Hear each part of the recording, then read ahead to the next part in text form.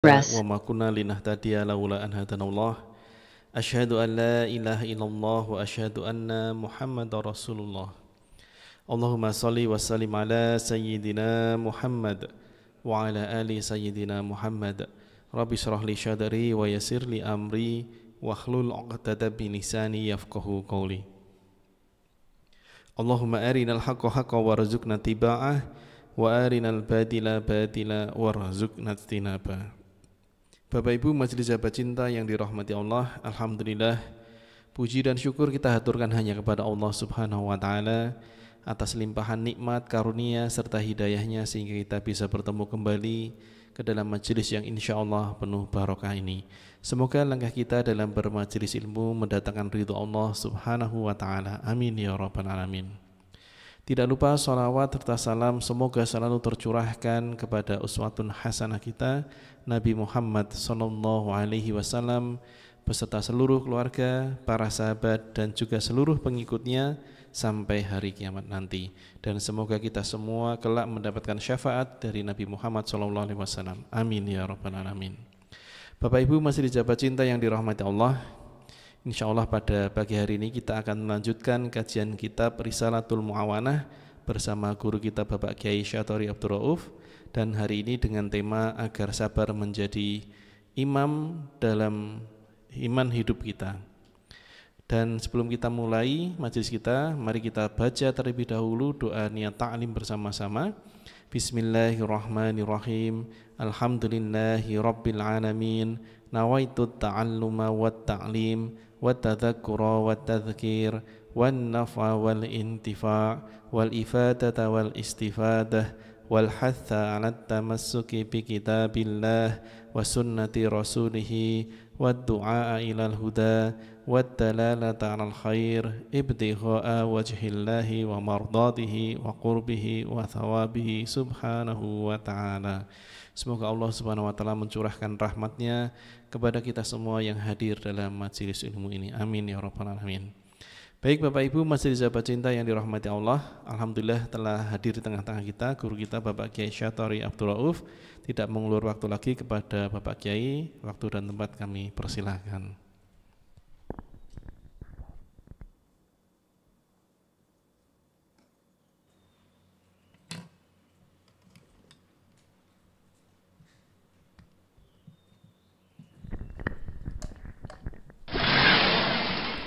Assalamualaikum warahmatullahi wabarakatuh.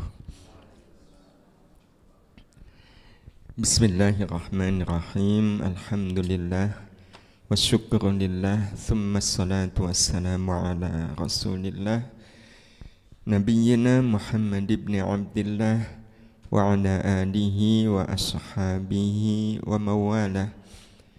La hawla wa la quwwata illa billah, amma ba'd.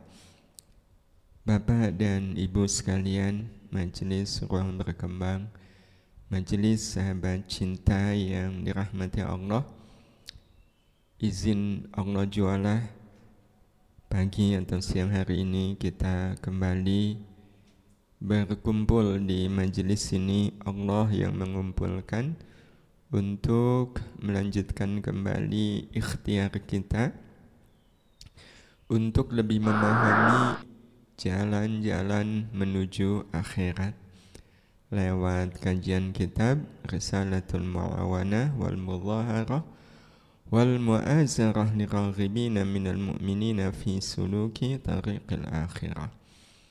Kitab ini mengingatkan kita kalau kita hidup di dunia ini untuk apa lagi kalau tidak untuk akhirat. Ya, tentu harus ada ikhtiar. Ya, bagaimana perjalanan hidup kita ini sampai ke akhirat. Nah, kitab yang ditulis oleh beliau, ya, Syekh Abdullah Ibnu Alawi Al-Haddad ini, ya, betul-betul memandu kita. Ya, apa yang mestinya kita lakukan agar perjalanan hidup kita ini sampai pada tujuannya, yaitu ridha Allah Subhanahu wa taala baik di dunia maupun di akhirat. Yang salah satu nasihat yang beliau sampaikan kepada kita agar hidup ini sampai pada tujuannya adalah bagaimana sabar itu menjadi imam kehidupan. Dan ini tema kita hari ini, ya, agar sabar menjadi imam hidup kita. Ya, agar sabar menjadi imam kehidupan. Ya, karena imam kehidupan ini harus ada yang memimpin. Ya, harus ada yang memimpin. Nah, tema ini sebenarnya kita ambilkan dari nasihat beliau di kitab Risalatul Mu'awanah ini. Ini ketika beliau menyampaikan kepada kita satu riwayat dari Nabi Sallallahu Alaihi Wasallam yang mengatakan as-sabru amiru junudil mu'min. Sabar itu panglima, ya, pemimpin bala tentaranya orang beriman. Ya, bala tentaranya orang beriman itu adalah amal salih. Ya, amal salih. Jadi semakin banyak amal salih kita, ya semakin banyak amal bala tentara iman ini. Ya, bala tentara kita sebagai orang yang beriman. Jadi salat kita, tilawah Quran kita, zikir, ngaji, sedekah, apa saja amal baik kita itu menjadi tentara bagi kita. Dan tentu sebagaimana tentara harus ada panglimanya. Dan ternyata panglima tentara orang beriman itu adalah sabar. Ya, sabar. Ya. Dalam analogi yang lain, ya sebenarnya mirip-mirip seperti ketika kita sholat. Ya. Hidup itu ibarat sholat berjamaah. Ya. Hidup itu ibarat sholat berjamaah. Ya, ada imam, ada makmum. Ada imam, ada makmum. Dan sebagaimana layaknya sholat berjamaah, ya harus bermakmum kepada imam yang pasti sah sholatnya. Kalau kita sholat berjamaah, ya, pas lihat imamnya kok pakai celana ya, di atas lutut, ya. Kira-kira kita mau nggak bermakmum Bapak Ibu? Enggak, nah resikonya sholat saya tidak sah. Maka sebenarnya hidup seperti itu. Ya, ada imam, ada makmum.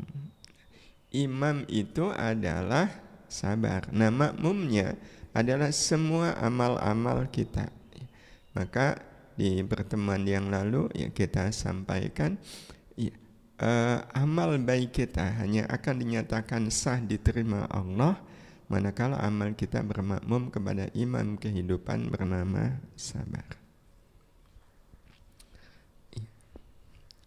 Jadi amal baik kita hanya akan dinyatakan sah diterima Allah manakala bermakmum kepada sabar. Dan bermakmum kepada sabar itu ya sebenarnya sama dengan dipimpin oleh kesabaran. Berarti waktu kita melakukan amal kebaikan, kesabaran itu hadir. Ya, kesabaran itu hadir.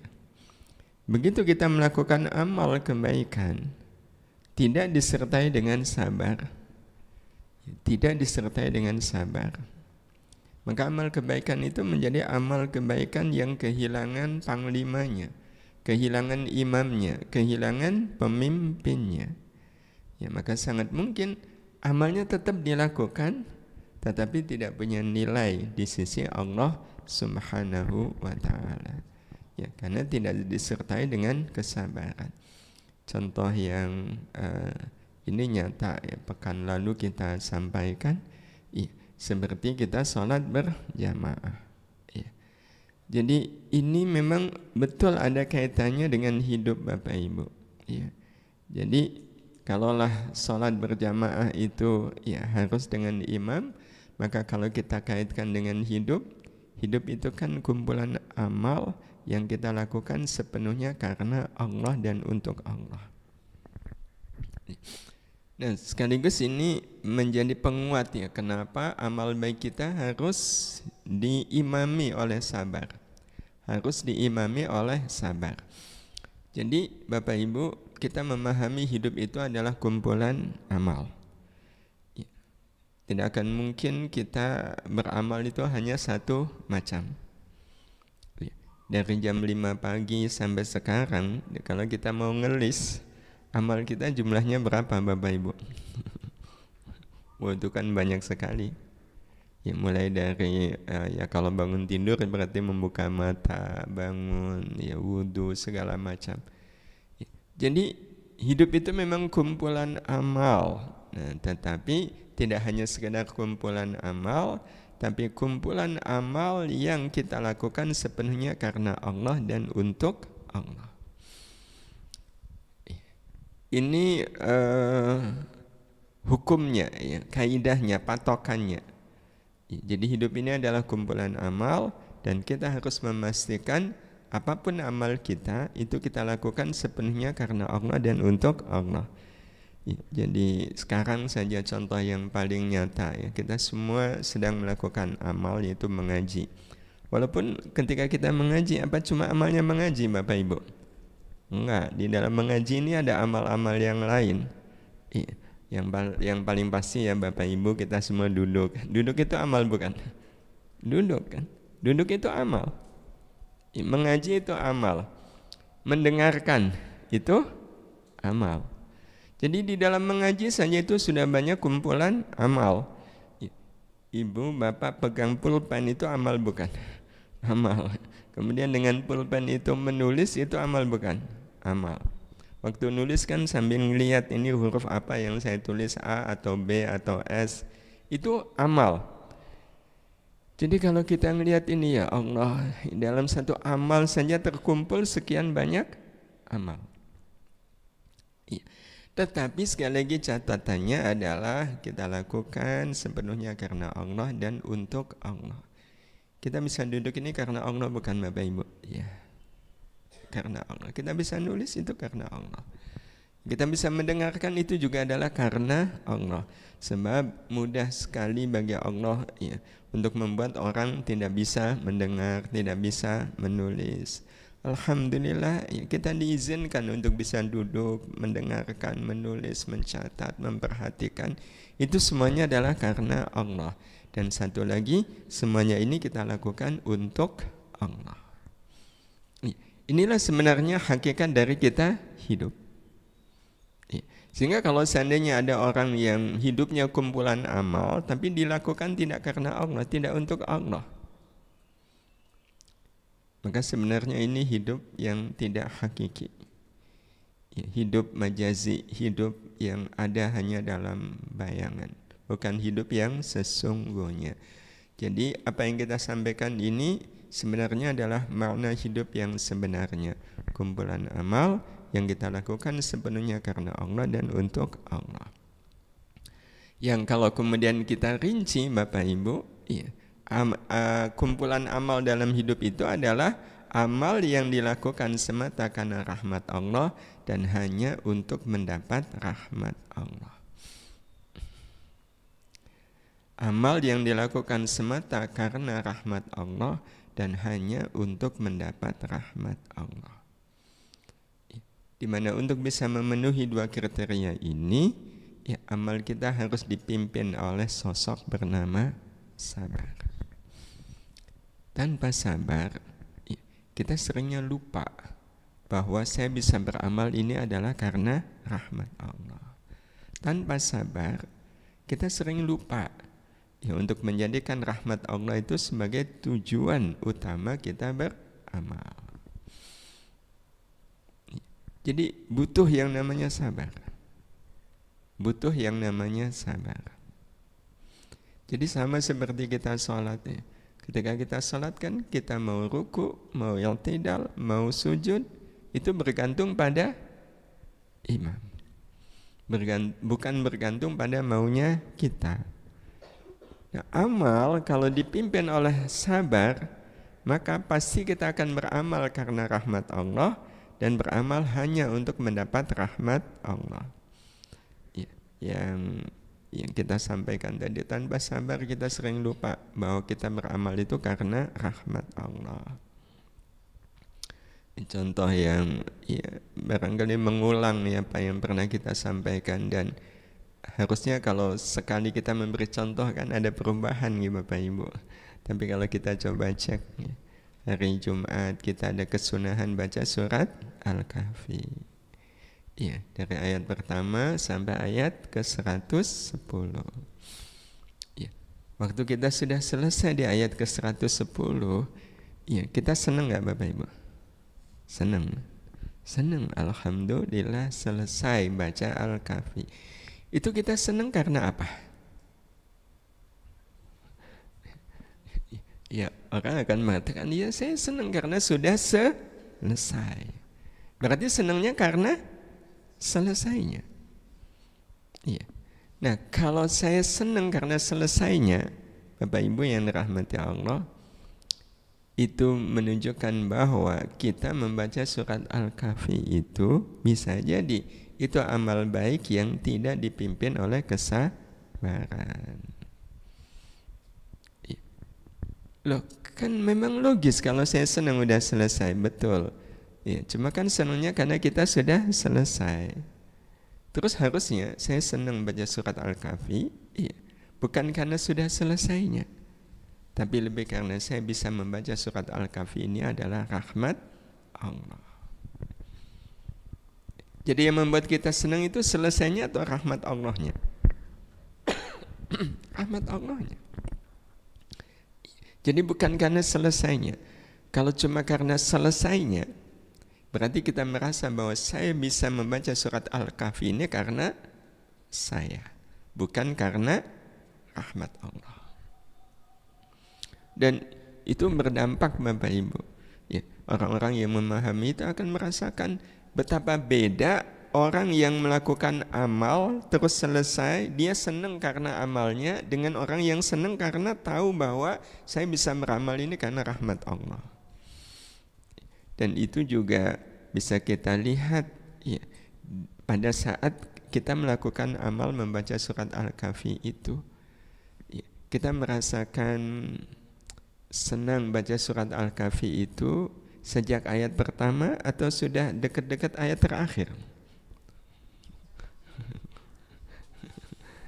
Ketika ayat baru mulai kan rasanya masih baca gitu ya. Pas ngelihat ayat gitu ya, ayatnya ayat 30, ngelihat ayat 30 itu bawaannya seneng atau kemudian ya Allah ini masih sepertiga aja belum gitu. Yang mana ini Pak? Aduh baru 30 nih, nanti lanjut lagi 40, aduh baru 40 gitu. Lanjut lagi 50, 50 ini separuh juga belum kan. Nah mulai agak-agak lega itu ketika sudah sampai ayat berapa? 60, 70. Pas lihat, udah 90 nih. Bentar lagi selesai. Pernah nggak kita merasakan baca surat Al-Kahfi seperti ini Bapak Ibu? Ya. Itu beda kalau kita membaca surat Al-Kahfi dengan satu kesadaran bahwa ini adalah rahmat Allah. Itu kita merasakan nikmatnya membaca surat Al-Kahfi itu sejak kapan? Sejak kita ngambil Quran saja udah seneng bukan main.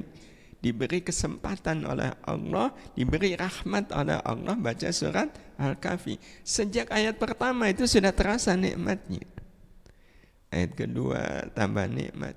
Justru ketika mau akhir itu nikmatnya naik atau malah jadi agak-agak turun. Aslinya turun loh Pak. Kenapa turun? Ya Allah saya belum puas baca Al-Kahfi kok sudah mau selesai. Makanya kemudian bacanya pelan-pelan betul. Biar selesainya ya diperpanjang. Kan persis sama sebenarnya ketika Bapak Ibu makan nasi yang enak, lauknya juga enak. Kita merasakan nikmatnya makan nasi dengan lauk yang enak itu sejak kapan? Sejak suapan pertama. Betul? Dan ketika sudah mau habis, itu nikmatnya naik atau malah jadi turun? Ya Allah, padahal saya belum puas, kau sudah mau habis ya. Makanya makannya ya diawet-awetin, suapannya malah diperkecil ketika mau habis. Tambah, ya kalau boleh tambah. Nah sebenarnya kalau kita sudah selesai baca Al-Kahfi, Boleh nggak ngulang lagi? Boleh, siapa yang larang? Tapi rasanya kalau sudah baca Al-Kahfi itu plong gitu ya, kayak bayar hutang sudah lunas itu. Tidak kepikir bahwa kalau seandainya mau kita bisa mengulang kembali baca surat Al-Kahfi. Hadirin hadirah, ini semuanya kuncinya sebenarnya ada pada sejauh mana kita sabar. Termasuk hanya untuk mendapat rahmat Allah itu butuh kesabaran. Tanpa sabar, orang bisa jadi berharap yang lain bukan rahmat Allah. Berharap yang lain bukan rahmat Allah. Maka contoh yang kemarin kita sampaikan, kalau Bapak Ibu menghafal satu baris ayat, Bapak Ibu lebih suka mana? 3 kali baca hafal atau butuh sampai 50 bahkan 60 kali baru hafal? Bapak Ibu lebih suka yang mana? Lebih suka 3 kali hafal. Berarti itu sabar enggak? Enggak, kesusu kan. Pengen segera selesai. Targetnya hafal. Berarti menghafal targetnya hafal. Padahal menghafal itu yang paling kita inginkan hafalnya atau rahmatnya? Rahmatnya. Maka kalau 3 kali baca langsung hafal berarti dapat rahmat 3. Tapi kalau sampai 60 baru hafal berarti dapat rahmatnya 60. Cuma untuk bisa membaca sampai 60 kali butuh apa? Sabar. Jadi sabar inilah yang membuat kita sadar betul bahwa yang saya inginkan dari amal ini adalah rahmat Allah. Ya, rahmat Allah Subhanahu wa ta'ala. Ya, berarti Bapak Ibu ya, dalam konteks ini harusnya yang iri itu yang cepat hafal atau yang susah hafal? Yang harus iri yang cepat lah Bu. Yang cepat hafal ngiri sama yang hafalnya lambat. Betul? Iya. Aduh Bu, saya kok ngiri sama ibu. Kenapa ngiri? Ibu kok sampai 60 baru hafal, saya baru cuma 3 kok saya sudah hafal. Betul nggak Bapak Ibu? Cuma ini malah nggak umum ya dalam kehidupan. Iya, dianggap yang 60 itu dianggap apa? IQ-nya rendah. Iya, maka dalam hal ini Bapak Ibu yang dirahmati Allah, hukum itu kalau kita lihat lewat kacamata hakiki, kadang kita suka punya mindset yang kebalik. Berarti yang oleh Allah Subhanahu wa ta'ala diberi kelebihan itu yang otaknya cerdas atau otaknya bodoh?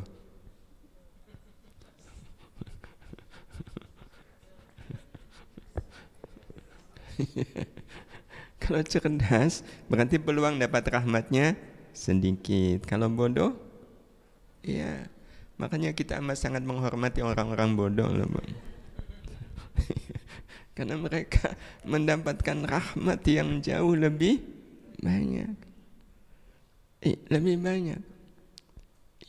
Nah karena itu ya kalau di kelas itu siapa yang rahmatnya paling tinggi? Yang rankingnya paling bawah. Iya, rankingnya paling bawah. Karena kalau orang tahu saya bodoh, berarti saya belajarnya harus berulang kali. Nah yang jadi masalah udah tahu bodoh nggak mau belajar. Nah ini yang musibah. Ini yang musibah. Nah Bapak Ibu yang dirahmati Allah, semuanya ya pada akhirnya butuh sabar. Nah karena itu kita nanti akan melihat soal amal ya, ada 2 Bapak Ibu. Ada amal yang bidunis sobri, amal yang dilakukan tanpa kesabaran. Ya, bidunis sobri, biduni itu artinya tanpa. Bidunis sobri tanpa kesabaran. Nah yang satunya adalah amal bis sobri, amal dengan kesabaran. Amal disertai dengan kesabaran. Nah Bapak Ibu yang dirahmati Allah, bagaimana kita bisa membedakan bahwa saya amalnya itu dengan sabar dan amalnya tidak dengan sabar? Ini hal yang ya kalau kita membaca kitab beliau ini sebenarnya beliau ngajarin kita untuk peka. Ya, terutama di dalam soal amal saya pakai sabar atau nggak pakai sabar. Kalau Bapak Ibu sholat, kan sholat tiap hari kita lakukan. Itu waktu Bapak Ibu sholat itu pakai sabar atau nggak pakai sabar?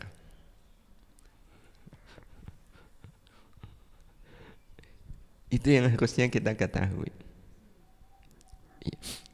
Ibu kalau ibu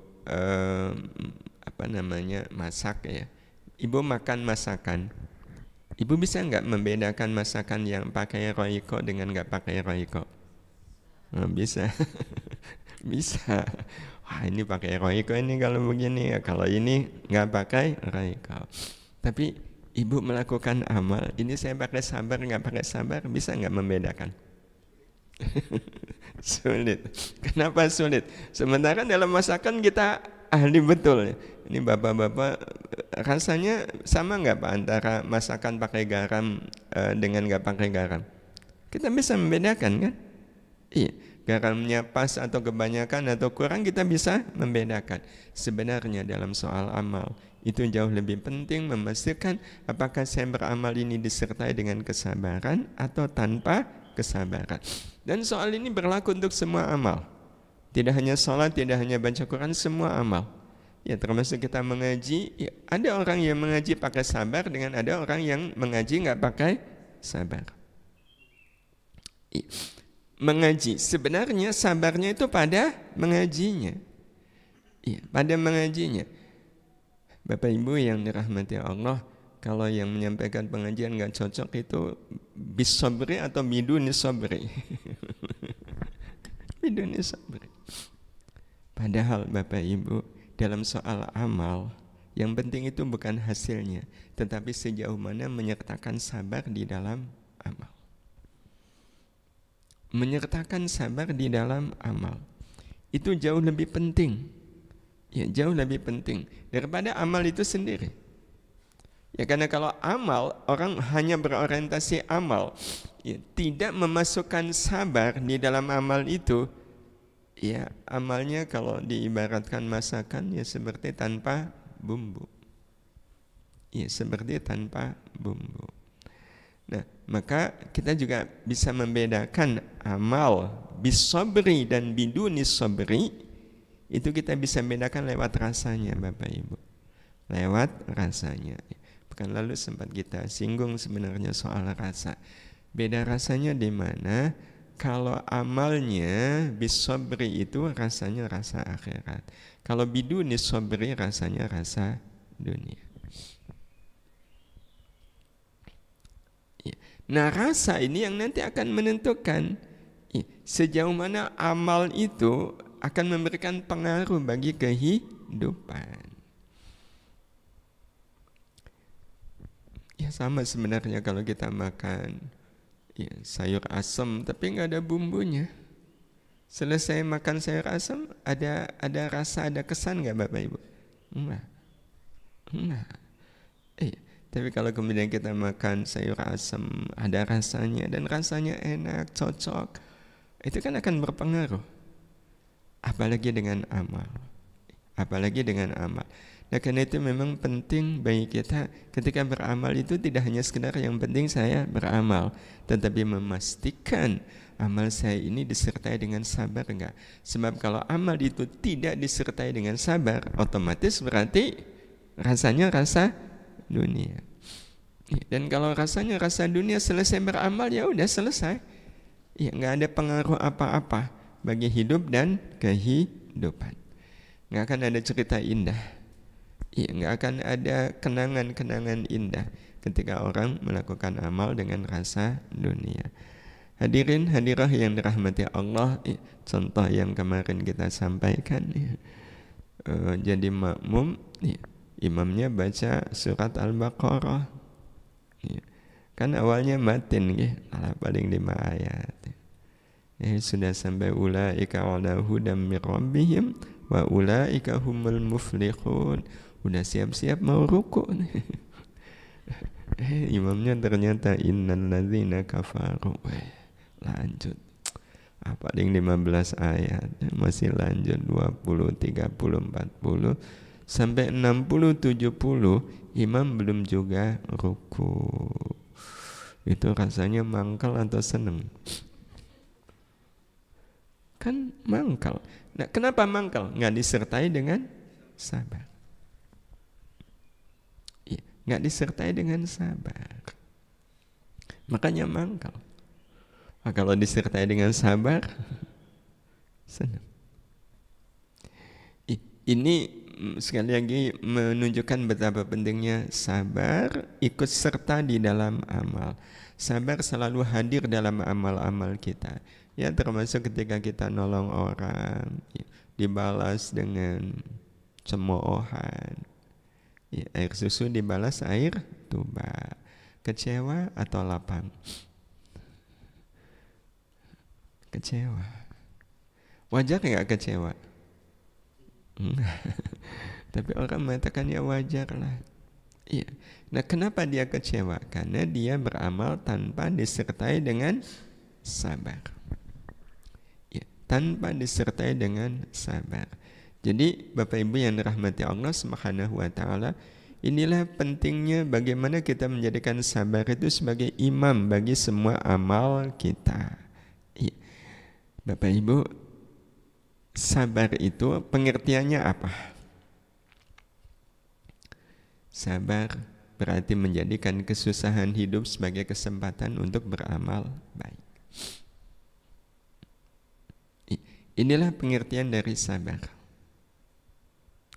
Dan ini bicara soal sabar ya Bapak Ibu. Sabar itu mudah atau sulit?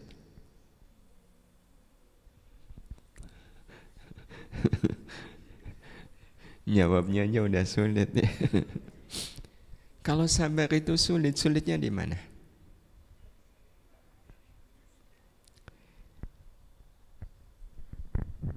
Sulit bisa jadi karena nggak tahu definisinya. Kalau nggak tahu definisinya kemudian mengatakan sulit, wajar nggak Bapak Ibu? Wajar. Menjahit itu sulit atau mudah? Sulit bagi yang tidak tahu menjahit, nggak tahu caranya.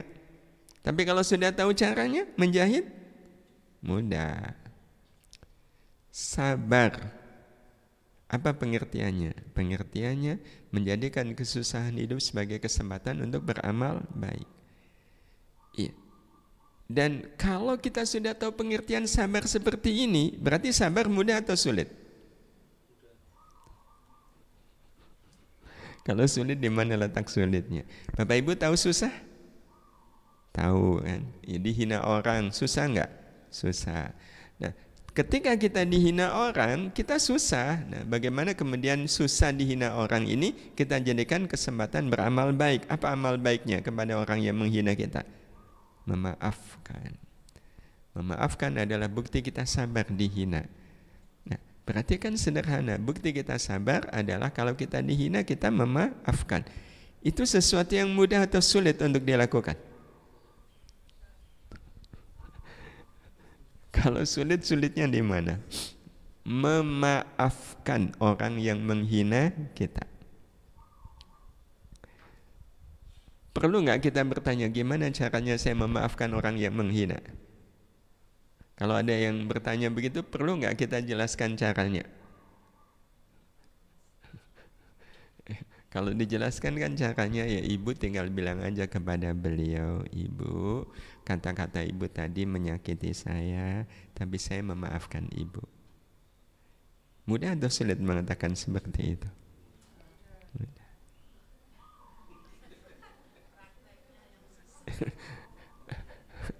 Loh, kalau prakteknya susah, susahnya di mana?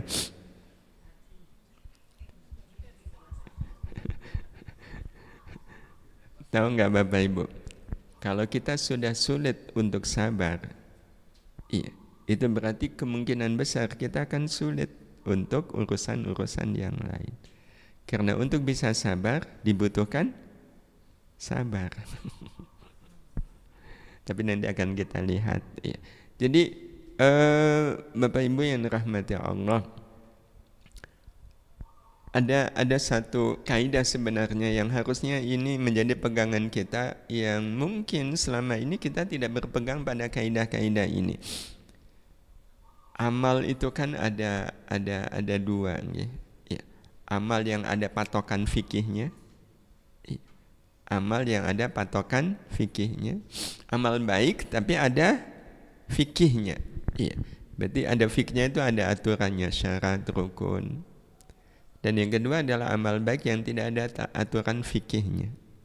Ya, tidak ada aturan fikihnya. Khusus untuk amal baik yang ada aturan fikihnya berarti kita wajib mengetahui fikihnya. Jadi semisal wudu ada fikihnya enggak Bapak Ibu? Ada. Maka wajib kita berwudu sesuai dengan hukum fikih. Tapi kalau sabar, itu kan amal baik. Ada aturan fikihnya? Nggak ada. Iya, nggak ada. Nah, kalau nggak ada, berarti cukup dengan kita melakukan. Nah, untuk melakukan cukup dengan kita mengetahui pengertian dari amal baik itu. Nah, kalau amal baiknya sabar, pengertiannya adalah menjadikan kesusahan hidup sebagai kesempatan untuk beramal baik. Dan kalau kita, Bapak Ibu, pengetahuan kita tentang sabar cuma ini, bahwa sabar itu berarti menjadikan kesusahan hidup sebagai kesempatan untuk beramal baik, maka itu sudah cukup bagi kita. Kita tidak perlu menambah pengetahuan tentang sabar. Jadi andai semisalnya Bapak Ibu nggak tahu ayat-ayat Quran tentang sabar, nggak tahu juga hadis-hadis Nabi tentang sabar, tidak tahu macam-macam sabar, nggak tahu sama sekali. Ya katanya sabar itu ada macamnya, saya nggak tahu juga keutamaan sabar. Itu masalah nggak? Enggak. Karena kita yang penting adalah tahu definisi sabar. Dan definisi sabar sudah sangat jelas, menjadikan kesusahan hidup sebagai kesempatan untuk beramal baik. Cukup pengetahuan kita tentang sabar hanya ini. Bapak Ibu nggak tahu keutamaan sabar, nggak apa-apa. Karena faktanya banyak orang yang tahu keutamaan sabar termotivasi nggak untuk sabar? Termotivasi nggak Bapak Ibu? Enggak. Sudah tahu keutamaannya, ternyata tidak termotivasi. Salah satu contohnya, kan harusnya kita jadi bersemangat untuk sabar ketika kita tahu balasannya. Orang sabar itu kata Allah balasannya mendapatkan pahala unlimited. Pahala tanpa batas. Itu pahala untuk orang yang sabar. Berarti sabar itu menarik nggak Bapak Ibu? Menarik. Tapi faktanya enggak. Berarti memang sebenarnya Bapak Ibu dibutuhkan yang lain. Nah, dibutuhkan yang lain itu apa? Nah, ini yang akan kita bahas bersama. Hadirin hadirah yang dirahmati Allah Subhanahu wa taala. Ini pengertian sabar. Berarti menjadikan kesusahan hidup sebagai kesempatan untuk beramal baik. Nah, nanti ada kesabaran sisi lain Bapak Ibu. Iya, apa itu? Kan kalau tadi sabar karena kesusahan hidup. Mungkin enggak orang hidupnya senang? Nah, kalau senang gimana sabarnya? Menjadikan kesenangan hidup sebagai kesempatan beramal baik yang terasa susahnya. Menjadikan kesenangan hidup sebagai kesempatan beramal baik yang terasa susahnya. Nah, itu berarti waktu kita senang, ya, kita beramal baik, nah, kita akan dihitung sebagai orang yang sabar ketika kita beramal baik itu sampai terasa susahnya. Ya. Contoh, Bapak Ibu dapat hadiah baju atau bisa beli baju lah, dapat rezeki baju, bisa beli baju, iya, bagus sekali baju itu, suka. Ya, harganya mahal, cocok di badan. Itu kesenangan hidup atau kesusahan hidup? Kesenangan hidup. Apa amal baik yang kita bisa lakukan dengan baju yang kita sukai itu? Kita berikan ke orang lain. Nah, ketika diberikan ke orang lain, terasa nggak susahnya? Terasa susah. Saya suka kok saya berikan ke orang lain. Tapi kalau kita kemudian memberikannya ke orang lain, itu artinya apa? saya memberikan baju ini betul-betul disertai dengan sabar. Jadi sabar itu pada akhirnya masuk di dalam kesenangan hidup, masuk di dalam kesusahan hidup. Inilah makna dari sabar. Nah, karena itu Bapak Ibu, orang yang sabar itu siapa? Adalah orang yang senang beramal baik saat susah dan senang beramal baik yang terasa susahnya. Ini orang yang sabar. Adalah orang yang senang beramal baik saat susah. Senang beramal baik saat susah. Jadi saat susah itu justru senang beramal baik. Itu orang yang sabar. Jadi malam hari pas wudu, kok airnya dingin sekali. Kan bikin gak enak. Bikin gak enak. Tapi begitu tahu airnya dingin, justru kita senang berwudu. Kita senang berwudu dengan air yang dingin itu. Itu orang yang sabar, Bapak Ibu. Puasa, ternyata hawanya tuh panas sekali, bikin jadi terasa hausnya. Maka pada saat seperti ini kita puasa, terasa menyenangkan atau terasa menyusahkan, Bapak Ibu? Nah, itu tergantung dia sabar enggak. Jadi kalau menjumpai di dalam amal ini ada kesusahannya, dia menemukan kesusahan di dalam amal, orang yang sabar justru dia senang dengan amal tersebut. Makanya orang yang sabar ketika beramal, dia senang ketika amalnya dihina orang. Dia senang ketika amalnya, amal baiknya dibalas dengan keburukan. Itu ciri orang yang sabar. Dan kalau kita lihat pengertian seperti ini, berarti orang yang sabar itu berkelas nggak, Bapak Ibu? Berkelas. Saya lebih senang amal saya dihina orang daripada dipuji orang. Itu orang yang sabar. Yang kedua, senang beramal baik yang terasa susahnya. Senang beramal baik yang terasa susahnya. Ya seperti tadi, memberikan yang paling disukai, berkorban, mendahulukan orang lain walau diri sendiri membutuhkan. Itulah yang disebut sebagai orang yang sabar. Hadirin hadirah yang dirahmati Allah Subhanahu wa taala. Berarti kita senang mengaji itu kapan? Waktu yang lain dapat sandaran, saya kok enggak. Contoh. Iya. Yang lain dapat snack, saya enggak, semisal ya. Atau saya dapat tempat yang tidak sesuai. Itu bukti bahwa kita sabar di dalam melakukan amal kebaikan. Ustadznya tidak sesuai dengan apa yang saya harapkan. Banyak sebenarnya Bapak Ibu kesempatan untuk menunjukkan bahwa kita adalah orang yang sabar. Ibu lebih senang bertetangga dengan tetangga yang baik atau tetangga yang bikin susah? Itu memang berarti kita belum menginginkan sabar menjadi imam kehidupan kita. Ya tentu bukan berarti kita harus nyari susah, itu enggak, itu bukan wilayah kita. Jadi kalaulah punya tetangga yang baik, ya alhamdulillah. Gak usah kemudian saya mau nyari rumah yang tetangganya jelek semua, enggak. Iya, karena kalau soal baik buruk untuk takdir, itu justru aturannya adalah kita harus mencari takdir yang baik untuk kita.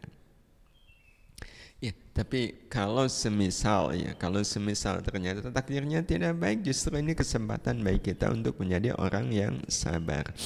Dan Bapak Ibu yang dirahmati Allah, orang yang senang beramal baik saat susah, senang beramal baik yang terasa susahnya, maka insya Allah amal baiknya itu nanti akan menjadi rahmat bagi dirinya. Amal baiknya itu nanti akan menjadi rahmat. Amal baiknya itu adalah rahmat. Rahmat dari Allah Subhanahu wa taala untuk dia. Di sini nanti kita akan menemukan benang merah, ya, antara sabar dengan amal. Antara sabar dengan amal. Nah, apa benang merahnya? Ya, sabar dan rahmat adalah dua sosok yang harus menyatu dalam hidup kita. Sabar dan rahmat adalah dua sosok yang harus menyatu dalam hidup kita. Nah, bentuk menyatunya, untuk bisa sabar membutuhkan rahmat. Rahmat tidak bisa diperoleh kecuali dengan sabar. Bisa difahami Bapak Ibu? Untuk bisa sabar membutuhkan rahmat. Membutuhkan rahmat. Tanpa rahmat enggak mungkin kita bisa sabar. Sebagai contoh Bapak Ibu, kita butuh sabar itu, iya, beramal kepada orang yang baik atau orang yang enggak baik? Yang enggak baik. Iya. Yang kalau kita bisa beramal baik kepada orang yang tidak baik kepada kita, pahalanya lebih besar. Nah, berarti berbuat baik kepada orang yang tidak baik kepada kita itu menarik atau tidak menarik? Menarik. Tapi kita bisa sabar enggak berbuat baik kepada orang yang enggak baik kepada kita?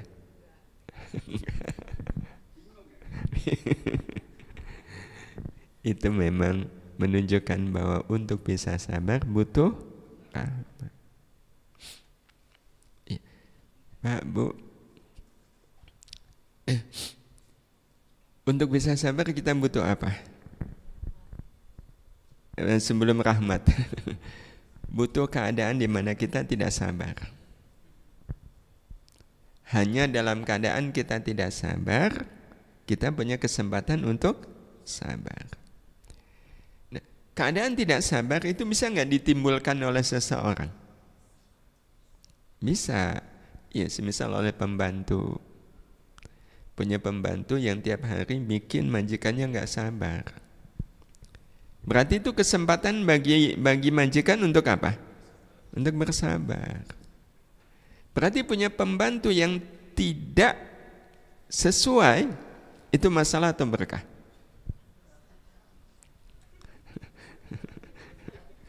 Sebenarnya kan berkah. Tetapi pikiran orang kalau punya pembantu yang nggak cocok, diapakan? Ganti. Kok diganti? Kenapa? Dia bikin saya nggak sabar. Bikin saya nggak sabar. Nah, kalau bikin ibu nggak sabar, sebenarnya ibu pengen nggak jadi orang yang sabar? Kan ingin. Loh, kalau ingin, kenapa pembantunya malah dipecat? Dengan alasan bikin saya tidak sabar. Itu sebenarnya membuat kita bingung nggak? Itulah yang menyebabkan bahwa untuk bisa sabar butuh rahmat. Butuh rahmat. Karena tanpa rahmat, ya sih saya tahu kalau pembantu saya bikin saya tidak sabar, saya tahu itu menjadi kesempatan bagi saya untuk bisa menjadi majikan yang sabar. Ya sih saya tahu, tapi saya nggak bisa. Nah, itu logika yang bertabrakan nggak Bapak Ibu? Iya. Dan segala logika yang bertabrakan di dalam diri kita itu solusinya tidak ada yang lain kecuali membutuhkan rahmat. Tapi rahmat itu sendiri tidak bisa diperoleh kecuali dengan sabar. Maka logikanya mana yang kita dahulukan? Rahmat dulu baru sabar, atau sabar dulu baru rahmat? Ini kan mirip-mirip duluan mana? Telur dengan ayam. Iya. Tapi memang begitu Bapak Ibu, antara sabar dengan rahmat itu ya tadi ya, saling. Nah, terus gimana solusinya? Nah, solusinya Bapak Ibu yang dirahmati Allah, kita kembali kepada prinsip Salat berjamaah hanya akan sah saat imam dan makmum bertemu di tempat dan waktu yang sama. Betul Bapak Ibu? Boleh nggak kita berjamaah ke imam tapi imamnya di Mekah sana? Iya, jadi pakai HP, HP-nya ditaruh di depan. Iya, imamnya imam Masjidil Haram. Iya. Sah nggak sholatnya makmum? Ya enggak. Enggak, karena tidak berada di tempat yang sama. Iya. Termasuk kalau seandainya ada orang Pak, rumahnya itu di sebelah timurnya masjid. Iya, sebelah timurnya masjid, sholat maghrib. Suara imam itu kedengaran di rumah.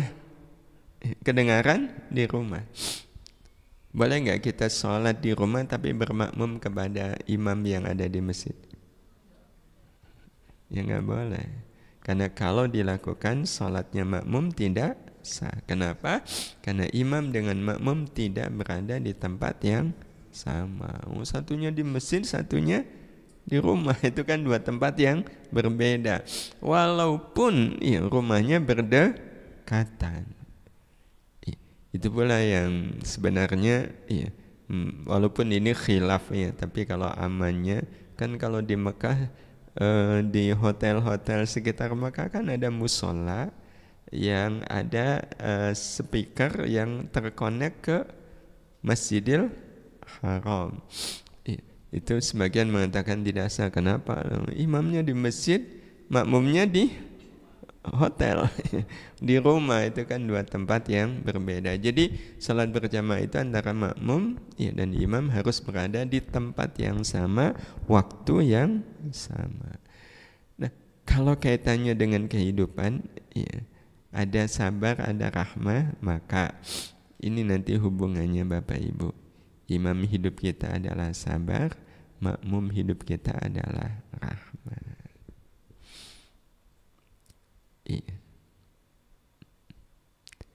Hadirin hadirah yang dirahmati Allah Subhanahu wa taala. Berarti kalau posisi kita makmum, mana yang harus kita dahulukan, sabarnya atau rahmatnya? Karena kita sebagai makmum, maka kita harus memastikan kita sudah dapat rahmat.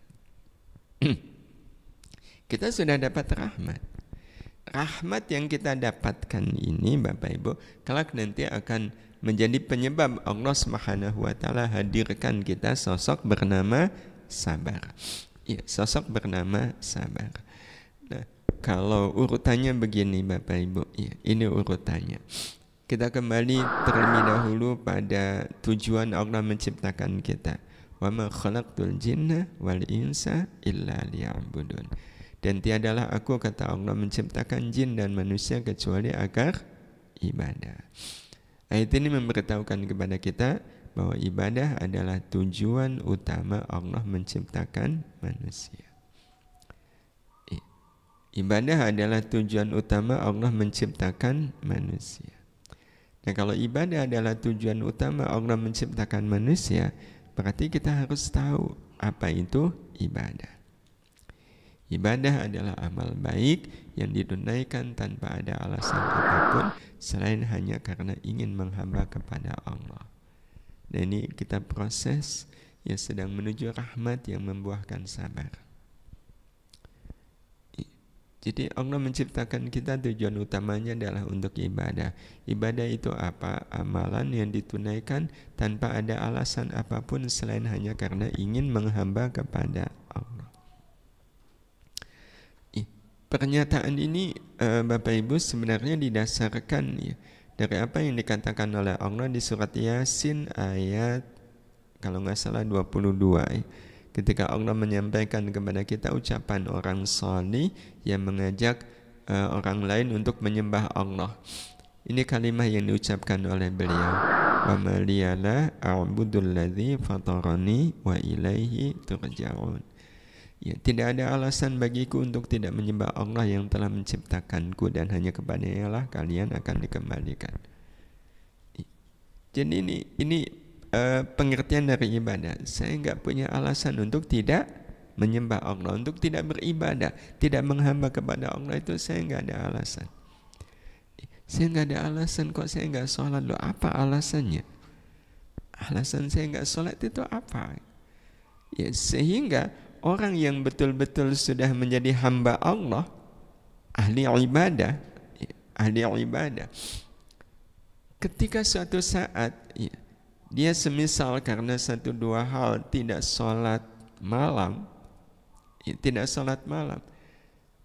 maka ketika ditanya kenapa tidak sholat malam, itu tidak bisa menemukan jawaban, kecuali akan mengatakan, iya saya salah, kenapa saya sampai tidak sholat malam. Itu hakikat dari ibadah. Jadi orang kalau tidak melakukan ibadah padahal harusnya ibadah, dia tidak menemukan alasan, ya berarti dia adalah ahli ibadah. Dia adalah orang yang tahu betul tujuan Allah menciptakan saya itu untuk ibadah. Sholat berjamaah masbuk gitu. Terus ditanya, Bu, kenapa masbuk? Ya selama ini kalau ditanya kenapa masbuk, keluar enggak alasan? Iya, tadi udah mau berangkat ada telepon. Nah, berarti telepon dijadikan sebagai alasan masbuk. Tapi di atas semuanya, kita bisa menyimpulkan orang seperti ini berarti lebih menganggap penting sholat atau nerima telepon. Nerima telepon. Padahal nerima telepon belum tentu ibadah. Tapi kalau sholat kan pasti ibadah. Ke Senin, hari Kamis, nggak puasa. Iya Pak, Bu, kenapa nggak puasa? Keluar nggak alasan? Apa alasannya? Nggak sahur. Ya nggak sahur ya. Tapi kalau hamba Allah ketika harusnya puasa kok nggak puasa, ditanya kenapa nggak puasa? Iya saya salah. Itu hamba Allah Subhanahu wa ta'ala. Iya saya salah. Bu, kenapa kemarin nggak ngaji? Itu paling enak. Iya saya salah. Harusnya saya ngaji. Nah, sehingga mendorong kita untuk segera istighfar, mohon ampun kepada Allah Subhanahu wa ta'ala. Nah, kalaulah tidak beribadah nggak ada alasan, maka hal yang sama ketika ibadah juga nggak ada alasan.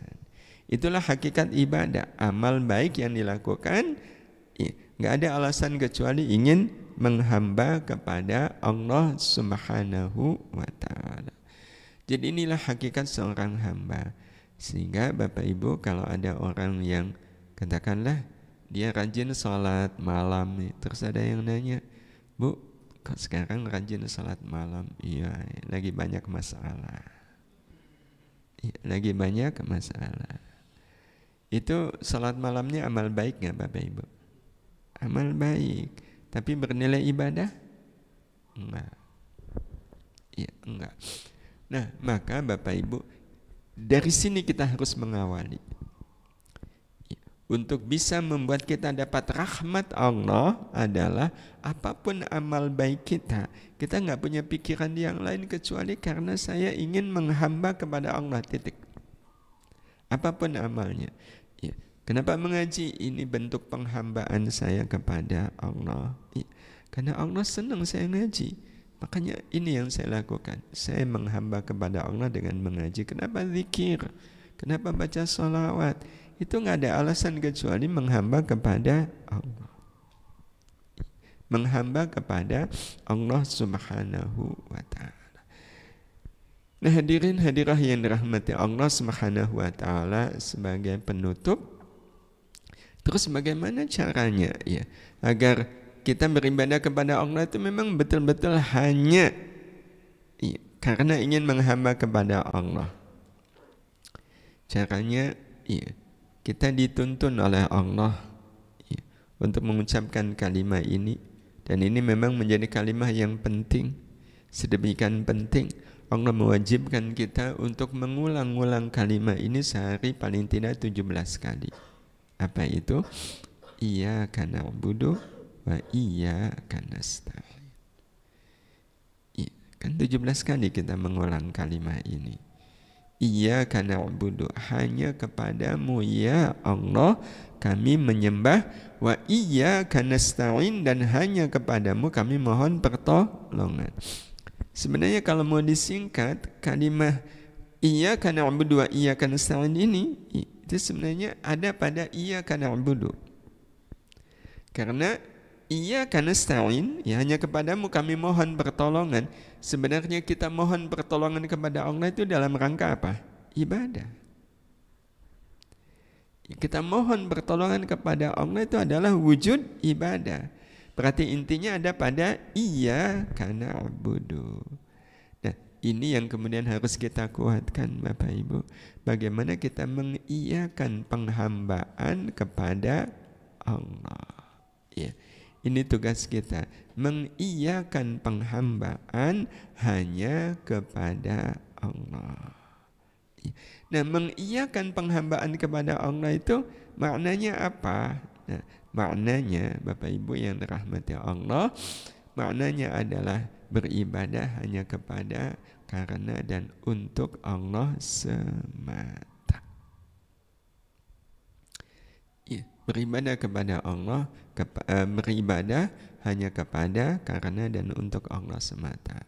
Kepada Allah, karena Allah, dan untuk Allah. Nah, itu caranya.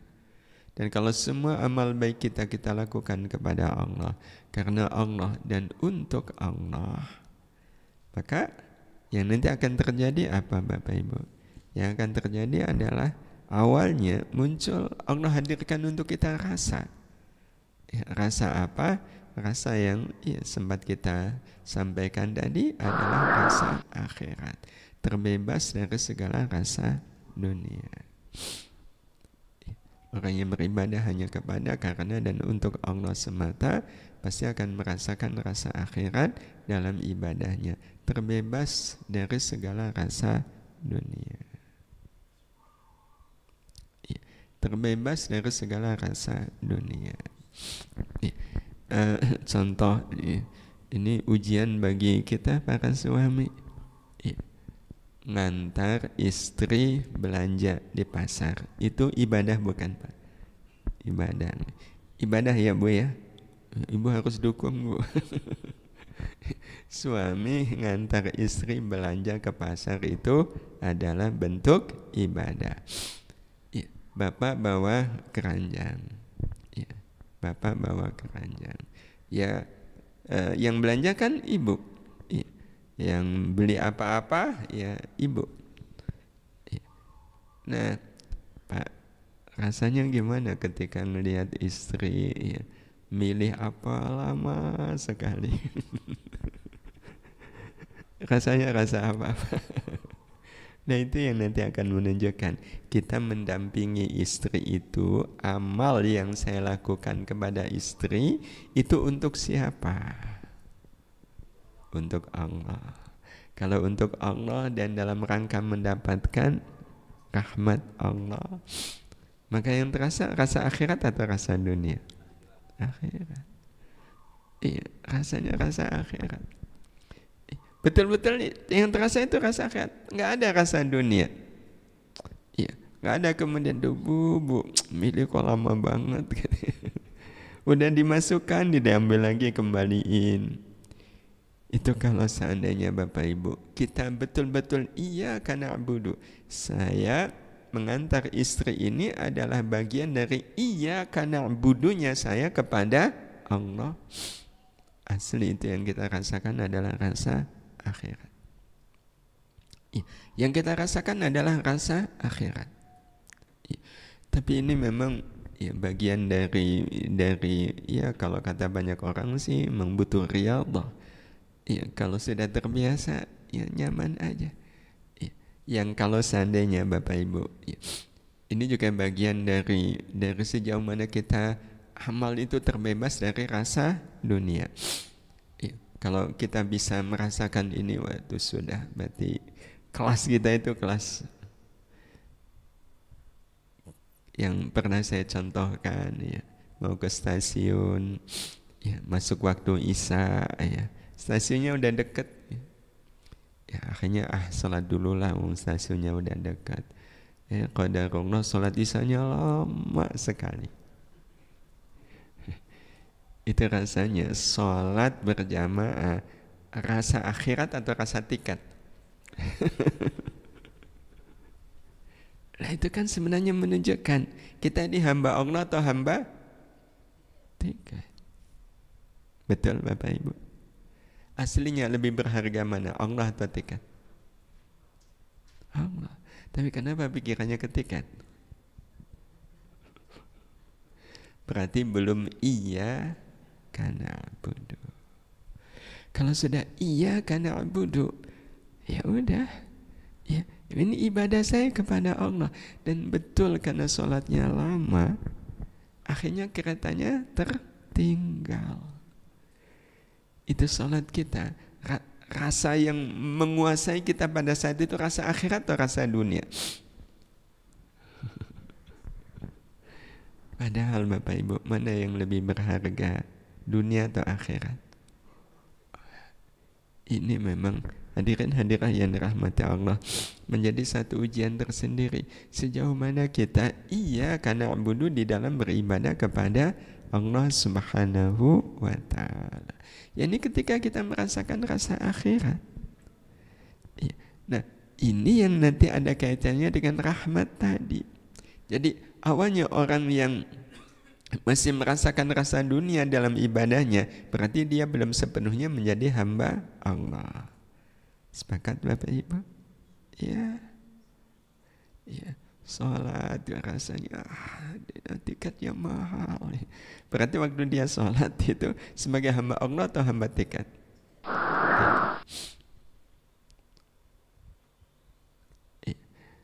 Hadirin hadirah yang dirahmati Allah Subhanahu wa ta'ala, membebaskan diri kita dari rasa dunia itulah yang butuh kesabaran. Tapi kesabarannya juga butuh rahmat Allah Subhanahu wa ta'ala. Nah karena itu, ya ini sebagai penutup, tugas kita adalah bagaimana kita mencabut rasa dunia yang telah lama mengakar di dalam hati. Dan kalau kita memang melihat diri kita, rasa dunia kita sudah kuat nggak mencengkeram hati kita? Wah, kuat sekali. Lebih kuat rasa dunia atau rasa akhirat dalam hidup kita? Rasa dunia. Jadi rasa dunia itu kayak sudah mengakar di hati. Ya, sehingga apa-apa itu respon yang lebih dulunya rasa dunia atau rasa akhirat? Ya, rasa dunia itu hampir selalu mendahului rasa akhirat. Dan orang kalau sudah kedahuluan rasa dunia, ya rasa akhiratnya tidak terasa. Ya, rasa dunianya tidak, rasa akhiratnya tidak terasa. Dan bagaimana caranya mencabut rasa dunia yang telah lama mengakar? Nah, tidak ada cara kecuali kita beramal ibadah itu karena rahmat Allah dan hanya mengharap rahmat Allah. Kuncinya ternyata ada di sini. Ini yang memang tidak boleh kita lupa. Iya, mau nggak mau kita harus selalu ingat bahwa saya bisa beramal ini karena rahmat Allah. Kita nggak pernah menyebut ini saya, ini saya, ini saya. Kalau ibu masak, terus orang-orang senang dengan masakan ibu itu karena yang masak siapa? Karena yang masak saya, tapi atas rahmat Allah. Jadi memang ini yang nggak boleh lupa Bapak Ibu. Ini yang memang nggak boleh lupa, bahwa saya bisa beribadah ini karena rahmat Allah dan hanya mengharap rahmat Allah. Karena rahmat Allah dan hanya mengharap rahmat Allah. Cukup dua ini saja. Rahmat Allah, hanya mengharap rahmat Allah. Ibu nasihatin teman gitu, padahal teman ini udah dinasihatin banyak orang, nggak ada yang mempan. Sekalinya dinasihatin ibu, dia tersentuh, dia tergugah. Nah beliau tergugah itu karena apa? Rahmat Allah. Itu yang tidak boleh kita akukan. Ya siapa dulu yang nasihatin? Nah kalau sudah begitu amalnya menjadi amal yang justru jauh dari rahmat. Padahal yang kita butuhkan dari amal itu adalah rahmat Allah Subhanahu wa ta'ala. Nah, rasa akhirat itu hanya akan dirasakan oleh siapapun yang beribadah semata karena dan untuk mendapat rahmat Allah. Itu pasti rasa akhiratnya sangat kuat. Rasa akhiratnya sangat kuat. Jadi walaupun tadi ya kita sholat isya ketinggalan kereta api, ya nggak masalah. Karena kita sudah merasakan rasa akhirat. Ya di dalam amal-amal kita yang sekali lagi wujud rasa rahmat itu, rasa akhirat itu adalah ketika kita beribadah karena dan untuk mendapat rahmat Allah Subhanahu wa taala semata. Dan ini nanti impactnya jadi menyebar Bapak Ibu. Menyebarnya dalam wujud apa? Siapapun yang sudah merasakan rasa akhirat di dalam semua amal taatnya, maka Allah akan karuniakan untuknya rasa akhirat di dalam semua keadaan hidupnya. Nah, ketika sudah menemukan rasa akhirat di dalam semua keadaan hidup, inilah yang membuat kita mudah untuk menjadi orang yang sabar. Ya, mudah bagi kita untuk menjadi orang yang sabar. Jadi contoh semisal ibu, bapak dihina orang, itu rasanya rasa dunia atau rasa akhirat? Tergantung. Kalau rasanya rasa dunia nggak bisa sabar, dihina. Tapi kalau waktu dihina kita merasakan betul rasa akhirat, sabar menjadi mudah atau sulit? Mudah. Bahkan kita akan melihat penghinaan itu sebagai berkah. Orang yang menghina kita sebenarnya orang yang sedang memberi hadiah kita kue yang sangat enak, namanya sabar. Kita akan terima penghinaan itu dengan hati yang senang. Ya, dengan hati yang senang. Wallahu a'lam. Ya, tapi ini gambaran saja Bapak Ibu, mudah-mudahan menjadi renungan bagi kita. Allah yang kelak nanti akan menautkan butir-butir nasihat dari beliau ini menjadi satu pengertian yang mudah-mudahan bisa mengubah hidup kita menjadi orang yang orientasinya adalah rahmat Allah. Karena dengan rahmat Allah inilah Allah akan hadirkan sosok bernama sabar, yang kelak sabar ini akan terus memimpin kita, ya, hadir di dalam semua amal-amal kita, sehingga apapun amal kita insya Allah akan menuntun dan membimbing kita sampai ke akhirat. Demikian Bapak Ibu, saya kembalikan ke Pak Sigit ya, semoga. Baik, jazakumullah khairan Pak Kiai atas ilmu yang disampaikan. Kita buka sesi tanya jawab atau diskusi. Monggo Bapak Ibu jika ada yang mau bertanya, saya dahulukan yang hadir di Basecamp ini. Ibu-ibu ada yang mau bertanya?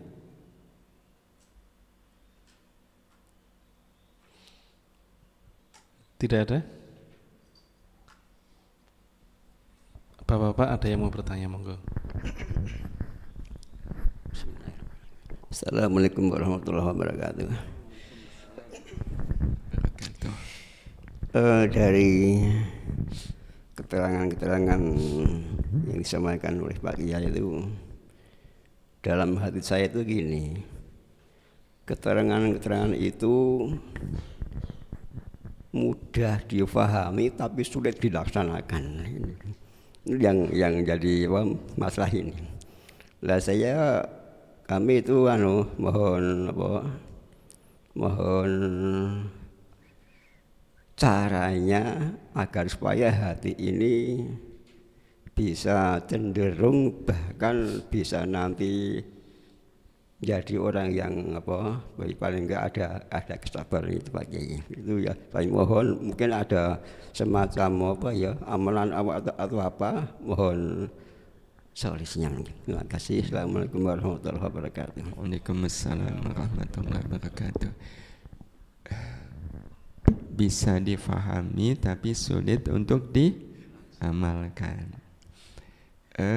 Begini Bapak Ibu, kalau kita sudah memahami, itu sudah cukup belum? Butuh apa lagi kalau sudah paham? Butuh diamalkan. Kalau sudah paham berarti tinggal diamalkan. Kalau contoh sederhananya begini, kita masuk ke kamar, ternyata di kamar itu ada 3 ular berbahaya. Kan kita langsung paham kalau ular ini berbahaya dan saya tidak akan mungkin menghadapi ular ini. Berarti solusinya saya harus lari keluar. Itu berarti sudah paham belum? Agar saya selamat berarti saya harus keluar. Nah kalau sudah paham begitu berarti yang kita lakukan adalah lari keluar. Perlukah kemudian kita bertanya ke orang, gimana cara keluar? Karena kita sudah paham yang namanya keluar ya, pokoknya keluar. Nah, maka Bapak Ibu yang dirahmati Allah Subhanahu wa taala sebenarnya sama ya dengan kehidupan. Kalau kita sudah paham ya, bahwa kalau begini saya harus sabar, kalau begini ya saya harus ikhlas, kalau begini saya harus ridha, ya, kalau begini saya harus qanaah, saya sudah paham berarti tinggal apa? Dan seperti yang tadi kita sampaikan Bapak Ibu yang dirahmati Allah Subhanahu wa taala, untuk urusan-urusan yang sifatnya qalbiyah itu sebenarnya jauh lebih mudah daripada yang sifatnya badaniyah. Yang tadi kita contohkan wudu itu kan kita harus tahu sampai detail, ya, sampai detail. Ya, ada syarat-syarat yang harus dipenuhi kan ketika kita wudu. Tapi kalau urusan sabar, ikhlas, qanaah, ridha, itu sulitnya di mana Bapak Ibu? Sulitnya adalah karena kita membatalkan keinginan kita untuk sabar.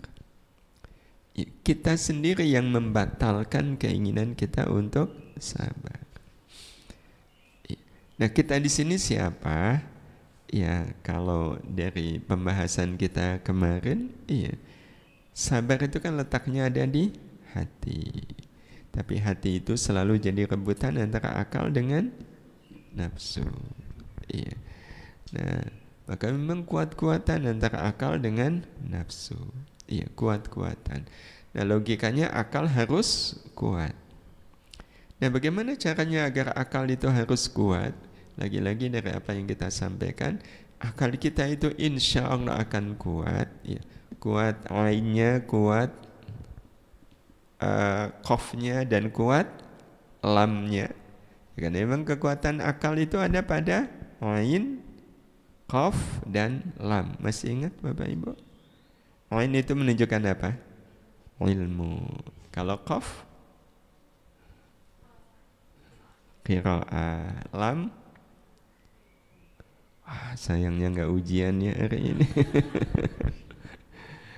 Iya. Qafnya qiraah, lamnya lutfu. Iya. Jadi akal kita harus sempurna. Nah, sempurnanya akal itu ada pada aqlun. Ada pada aqlun. Nah, itu yang kemudian harus kita sempurnakan. Nah, kebanyakan orang itu akalnya kurang lam. Jadinya enggak ada lamnya soalnya.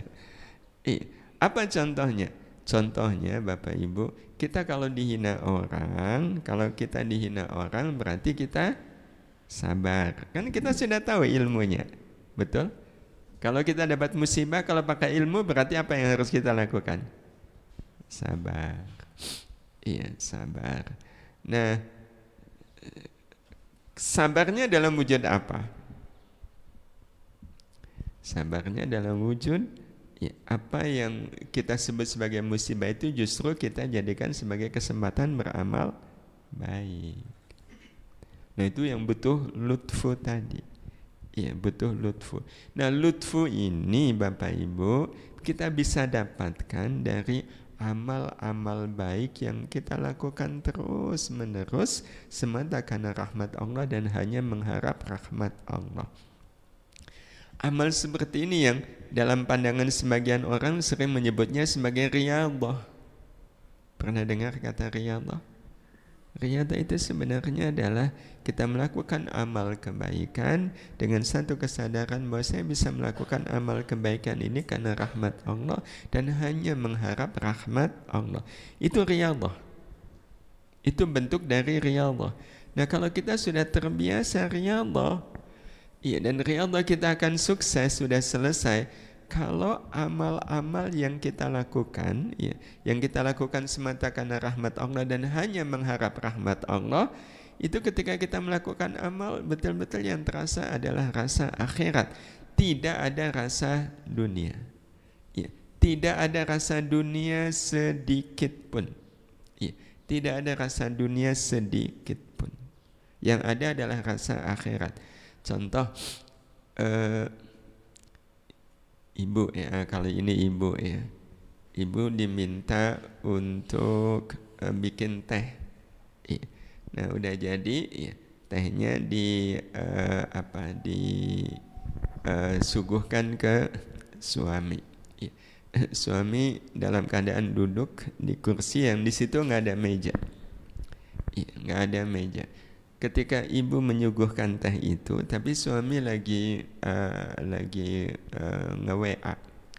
Lagi nge-WA. Terus suami bilang sebentar.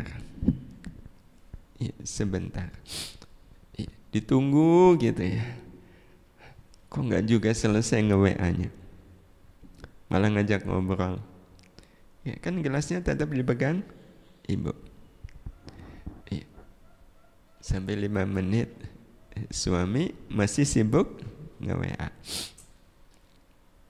Bu, rasanya gimana ibu?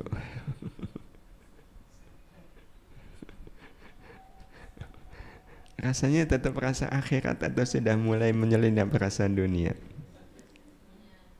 Nah, itu kan yang namanya riyadhah, ibu.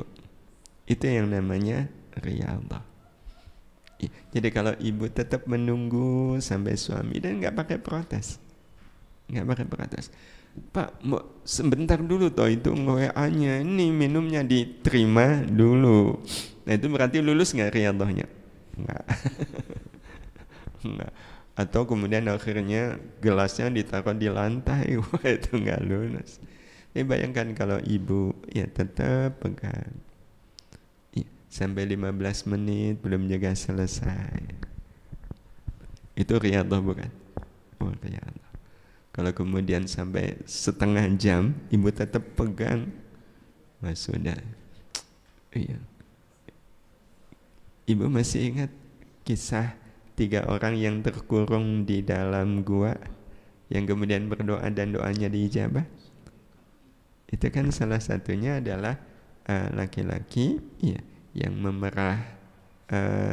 Beliau biasa kalau pulang itu memerah susu untuk makan malam bapak ibunya. Ya, makan malam bapak ibunya. Nah, baru setelah itu dia memerah susu untuk keluarganya. Berarti mendahulukan orang tua daripada keluarga.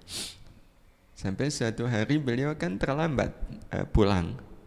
Sehingga langsung memerah susu. Nah, pada saat mau diberikan ke orang tuanya, ya, ibunya, orang tuanya sudah tidur. Apa yang dilakukan oleh beliau? Tunggu sampai bangun. Dalam keadaan gelasnya dipegang. Sanggup enggak, Pak? Tapi ini kan yang menyebabkan beliau menjadi orang yang berkelas. Jadi kalau sudah membuatkan teh untuk suami, disodorin, jangan ditaruh, Bu, pegangin gitu ya, sampai nanti suami menerima. Nah, kalau suami nggak juga menerima karena sibuk dengan aktivitas, itu artinya apa? Ibu punya kesempatan untuk riyadhah. Ya, tetap jalani dan tetap usahakan jangan sampai ada rasa dunia yang masuk. Rasa dunia kan mangkol, jengkel, buruk sangka, ini nggak tahu diri gitu. Bisa, Ibu? Jadi riyadhah itu tidak harus kita buat formal gitu, enggak. Sebenarnya keseluruhan hidup ini ya riyadhah. Ya, salah satunya ya tadi, bagaimana kita betul-betul melakukan amal kebaikan sampai kemudian kita menemukan rasa akhiratnya. Ya, menemukan rasa akhiratnya di dalam amal tersebut. Ya. Makanya kita senang dengan amal baik yang terasa susahnya dan senang melakukan amal baik yang berbuah kesusahan. Nah, kalau sudah begini berarti udah lulus riyadhahnya. Dan insya Allah setelah itu kita akan merasakan rasa akhirat dalam semua urusan-urusan hidup kita. Tidak hanya waktu beramal, nanti dihina orang rasa akhirat, dipuji orang rasa akhirat, dapat rezeki rasa akhirat, hilang rezeki rasa akhirat. Iya, ngeten Pak Ustaz. Baik, jazakumullah khairan Pak Kiai atas penjelasan dan nasihatnya. Semoga kita semua bisa mempraktekkan riyadhahnya. Ada lagi Bapak Ibu yang mau bertanya dari Ibu?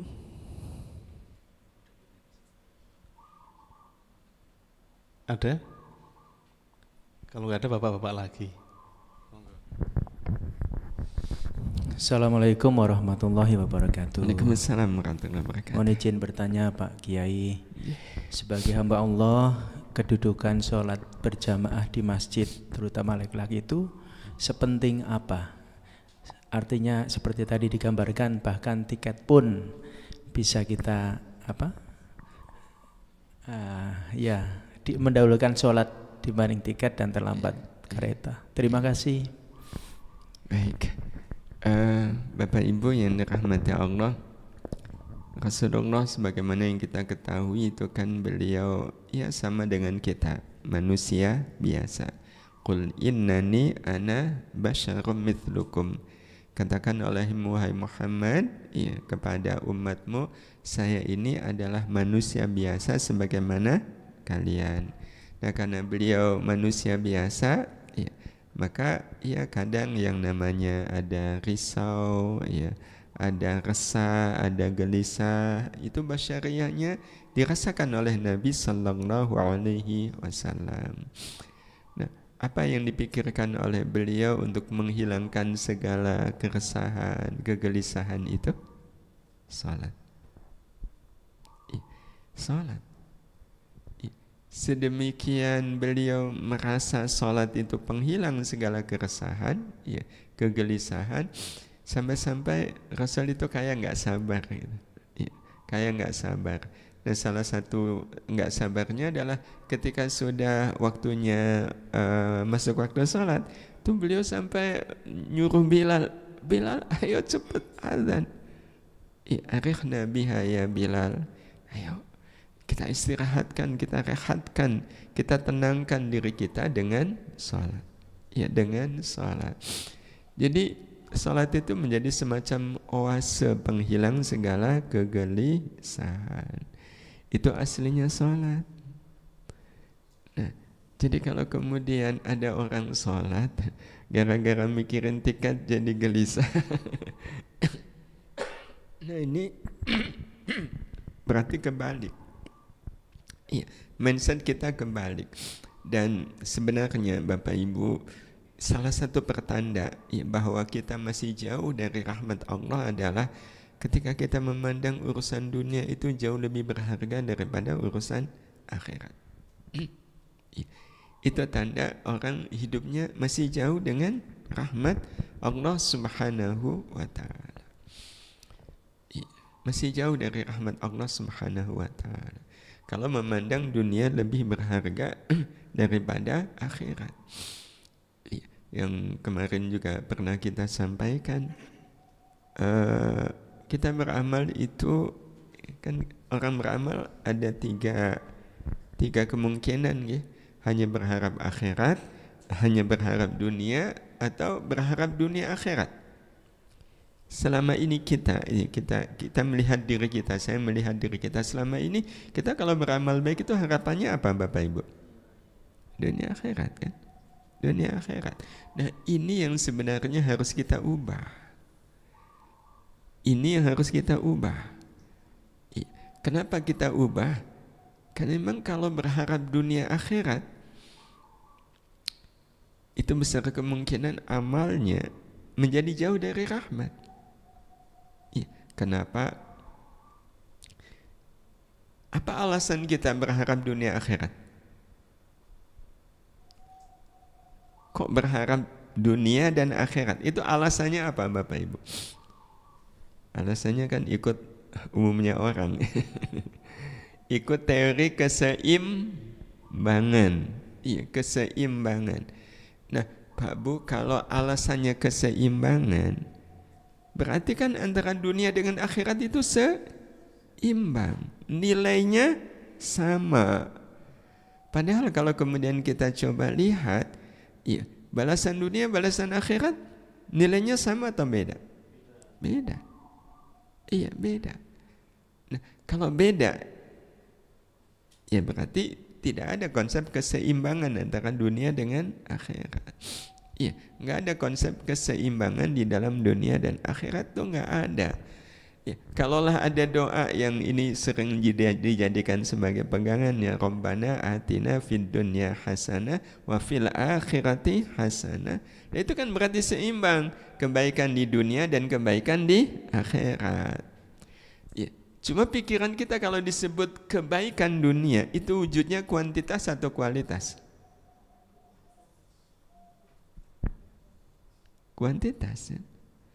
Fid dunya hasanah, di dunia kebaikan. Jadi kebaikan ini dinilainya dengan kuantitas, uangnya banyak, iya, jabatannya, penghargaannya, selalu kuantitas. Padahal kalaulah disebutkan dalam doa itu fid dunya hasanah, itu bukan dalam wujud kuantitas tapi kualitas. Kualitas dunia, bukan kuantitas dunia. Kualitas itu maksudnya kualitas hasanahnya. Jadi fid dunya hasanah, berikan kepada kami di dunia ini hasanah, kebaikan, maksudnya adalah kebaikan yang berkualitas. Dan kebaikan yang berkualitas adalah kebaikan yang membawa hasanah fil akhirat. Nah, untuk menjadikan dunia kita berkualitas berarti apapun amal hasanah kita harus dengan kualitas dunia atau akhirat? Kualitas akhirat. Itu yang dimaksudkan dengan keseimbangan, yakni kualitas akhiratnya.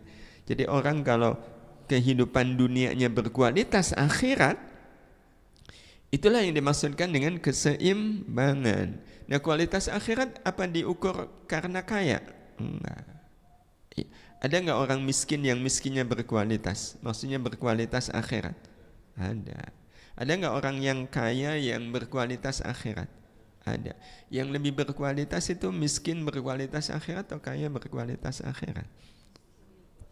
Terus Bapak Ibu lebih suka jadi orang kaya atau jadi orang miskin? Kita kalau sudah dihadapkan pada logika-logika itu, kita kadang suka ngelas. Kita sudah ngelas. Nah, kalau ngelas itu kan berarti sepertinya belum ikhlas untuk menjadikan dunia ini dunia yang bernilai akhirat. Nah, karena itu memang harus ikhlas betul. Nah, bentuk ikhlasnya adalah saya beramal nggak berharap dunia, tapi hanya berharap akhirat. Karena nanti ada resiko kalau berharap dunia akhirat. Sekali lagi resikonya adalah nggak mungkin dua-duanya. Nggak mungkin dua-duanya. Kalaupun dua-duanya, pasti ada salah satunya yang lebih dominan. Pasti ada salah satunya yang lebih dominan. Dan hampir bisa kita pastikan 90% orang kalau beramal berharap dunia dan akhirat, dunia iya, akhirat iya, itu hampir bisa dipastikan yang dominan harapan dunianya, lupa dengan harapan akhiratnya.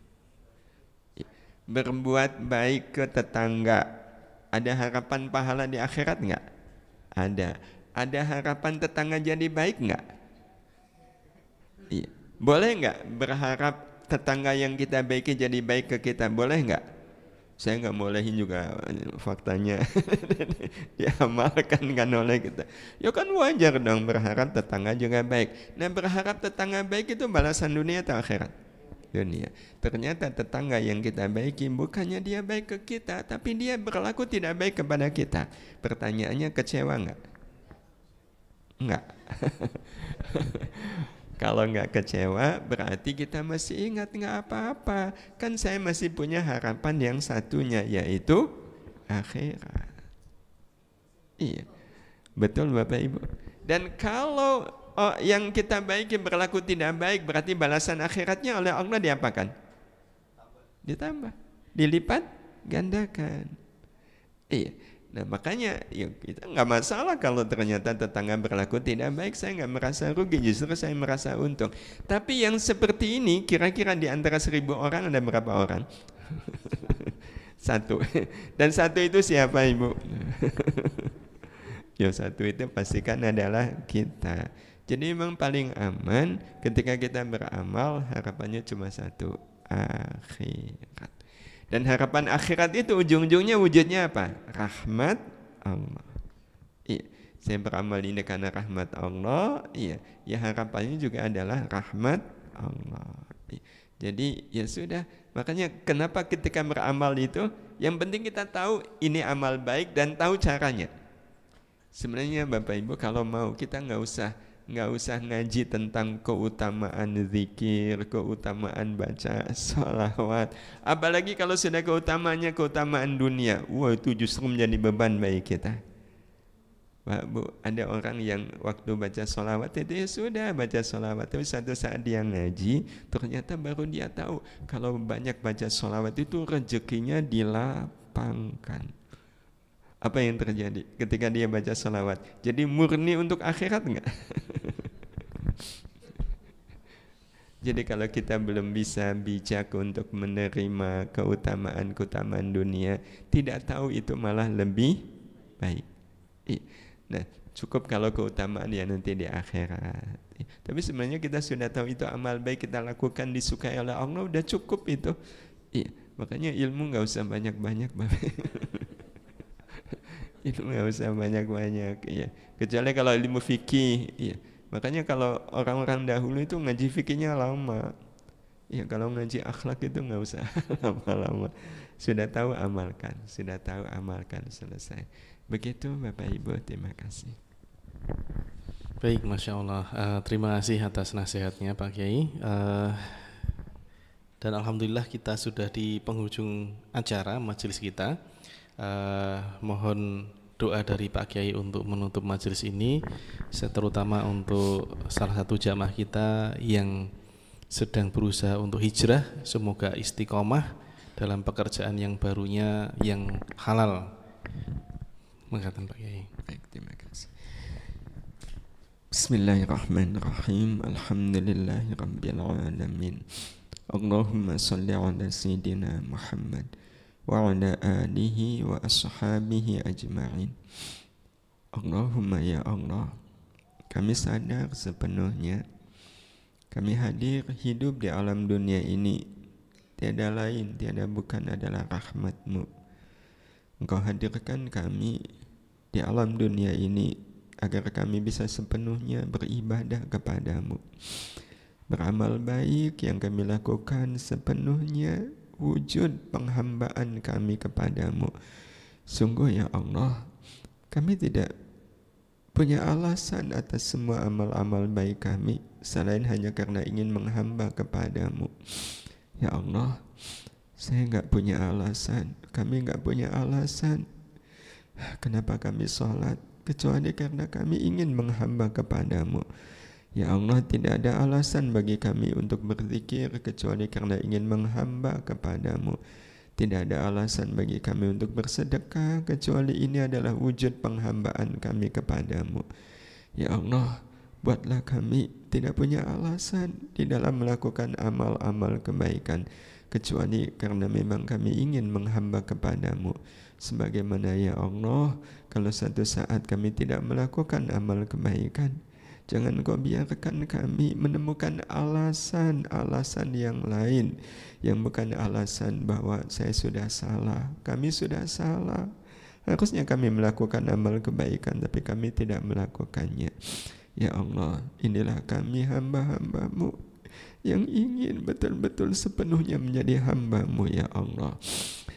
Menjadi manusia yang berhijrah, tidak lagi sebagai manusia tapi sepenuhnya menjadi hamba-Mu.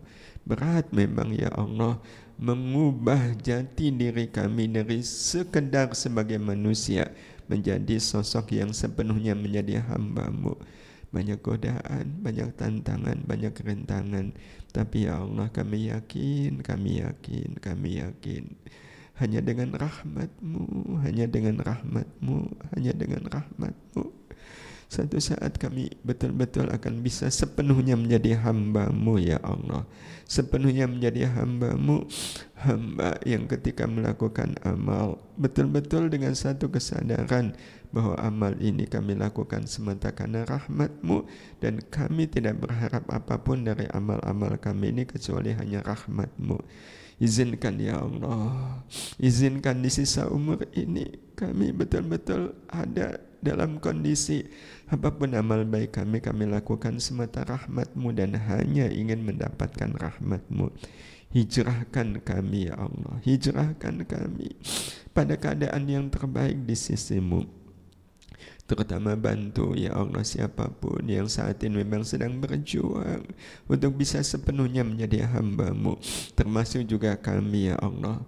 Kami ingin ya Rahman pada saatnya nanti ajal datang menjemput kami dalam keadaan kami sudah seutuhnya menjadi hamba-Mu ya Allah.